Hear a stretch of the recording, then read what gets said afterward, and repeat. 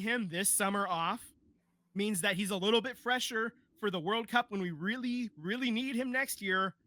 I get it, and that's fine. And you learn to live with it. If you're sacrificing the Gold Cup this year to be able to actually make some noise in the World Cup next year, fine. So be it.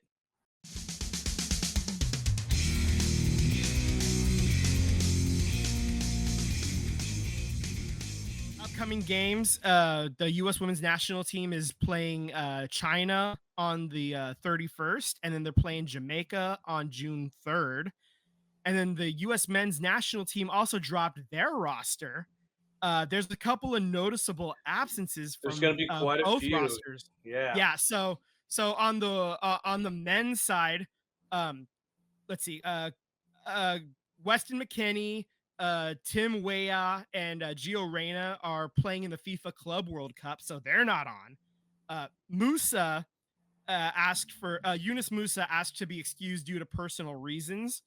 Um, let's see who else. Oh, I think Josh Valley is third. Sargent was a coach's choice. Anthony Robinson has dealt with numerous injuries this season with Fulham, and he just needed a break. And Christian Pulisic requested to get the summer off after playing another 50-game campaign for AC Milan. They had a bunch of European games on top of their Italian Serie A. Yeah, I don't blame Games. that. So Sargent was one of the bright spots for Norwich, I believe it is. yeah, I think he's in So Norwich. Yeah. he helped them get to promotion on that one. So I'm not mad at that. I think there's a few injuries. Yeah, I'm gonna play some cups. I get it, but I guess the biggest concern is that Poach don't have a lot of time to coach these kids and Yeah, the build some World Cup's chemistry. the World Cup is 13 months away now at this point. Yeah, and that's part of the sacrifice, right? Like, you want to get everybody kind of on the same page, playing together, feeling comfortable with each other.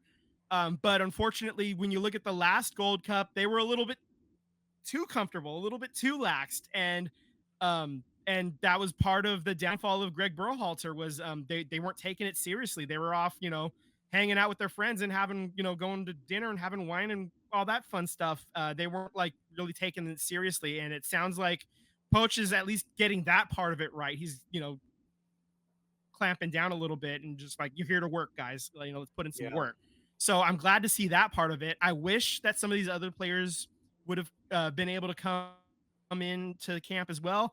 But I mean, I get it. Like Christian Pulisic, like it's over the last 2 seasons. I think I saw that he's played 120 games between club and country. So if giving him this summer off means that he's a little bit fresher for the World Cup when we really, really need him next year, I get it, and that's fine. And you learn to live with it. If you're sacrificing the Gold Cup this year to be able to actually make some noise in the World Cup next year, fine. So be it. I I can just work want to with that. see. All I want to Um, see is who is going to step up to be that second scorer. Are we just going to constantly run a one on the forward there? You can't. I think you're just going to zero in on Pulisic, and yeah, world teams are much better at being able to defend because they're the best of yeah. the best of their country. Well, yeah, Balogun is healthy finally. So like I guess he's gonna get one of the first shots cracks at it, trying to be that guy. And he's shown flashes. We've talked about it a lot in all kinds of sports, showing flashes. But yeah, we need to see that consistency, and this is going to be a chance for him to prove consistency. Yeah. 1 year out, it's go time. So if you're going to be serious about making the World Cup team, making an impact in the World Cup, instead of just being, you play your group stages and then bow out. Like I don't want that. Nobody wants that. So if you're going to make some noise at this World Cup, like a lot of people think you should. Everybody keeps saying how this is like the most talent the U.S. men's national team has had on a roster in a long, long time. It's time to prove it. Yeah. It's time to prove that depth. Time to prove, the top end is prove the top end is good, and also prove that you got guys that can step in when your top end players are down. Guys that can step in and do the job. And here, like, it's coming. It's time. So it's time to see. And honestly, like we'll see what Poach can do. I'm not sure that I would blame it on him if they end up not succeeding, like because it's on the players at some point, right? The players have to do the job.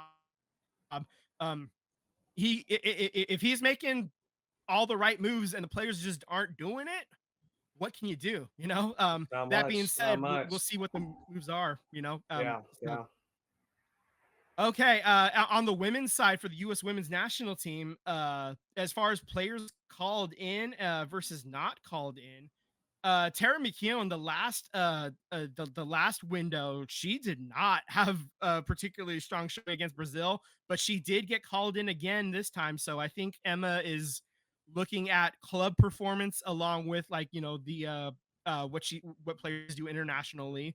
So you kind of like to see that at least one bad game or one bad camp is not going to necessarily end it for you. I look at in the midfield, somebody like Olivia Moultrie, who is a teenager still. She's like 18 or 19. That's She was crazy. getting a lot of run in 2023 before Emma Hayes came on. This is like the first camp that she's been called in for a while, so she's getting another look. I love to see that.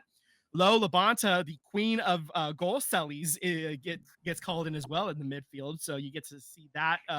Assuming she gets a goal, there's going to be something fun. So stay tuned for that. Another interesting thing is Giselle Thompson and Alyssa Thompson, the sisters that play for Angel City. Giselle is a defender, but she was called in as a forward for this camp. Hmm. So that's kind of interesting to me. They must know And then something we don't know. yeah. I mean, she must have loved that sister connection for that goal a couple weeks ago. So that's kind of fun. And also, she who must not be named is playing with the under 23s instead of the U.S. national team instead. So whatever, we'll see. So she's not completely out of camp yet, but for those of you who don't know, I'm talking about Corbin Albert. Yeah. So um, yeah, so we'll see what shakes out there. So she's not completely off of the team yet. She's not completely out yet. But the fact that she's been somebody who was on the national team for several camps in a row, and all of a sudden she's now with the under 23s instead. I would view that as a demotion. Yeah, I would. That's a warning shot for her at the very least. And so I love to see that. We'll see what happens going forward there.